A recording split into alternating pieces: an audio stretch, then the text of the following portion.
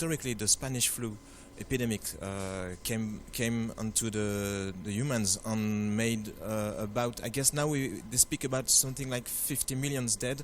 So it was a very difficult time. For a realistic kind of rendering, but with a slight impressionistic twist.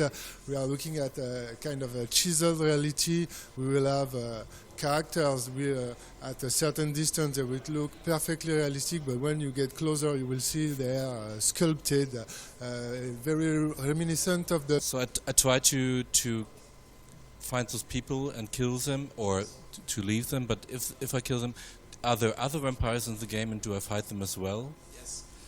You will meet a lot of supernatural creatures, different species of vampires, sometimes very old vampires, ancient vampires. The world takes a lot of resources, a lot of assets. We don't have that freedom when we are creating the world. Also, since Dontnod is always trying to propose a game with strong narrative values, it's easier for us to control the storyline if we can keep the player in parts of the city, and then we unlock these places when we want it. Yes.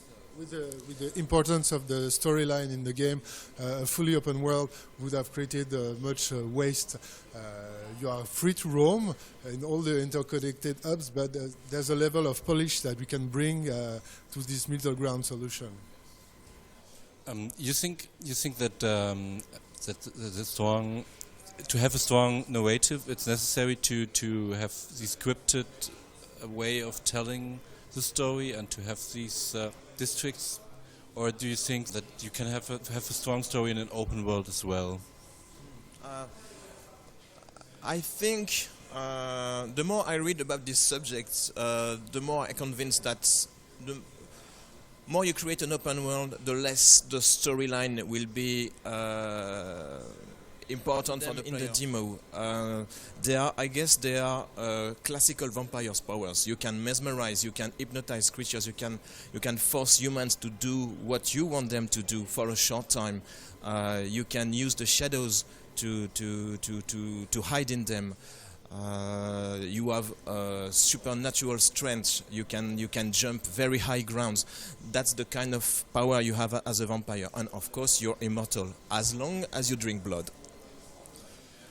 And what can I expect? Is it more like on the high-level storyline? You will have to face some decision as a vampire and as a doctor. The hero is still a doctor who tries to save lives, but he's also a vampire who has to kill sometimes. So you will have to take decisions that will impact the storyline at regular moments throughout the games. On another level, each time you speak with a citizen, you can decide to kill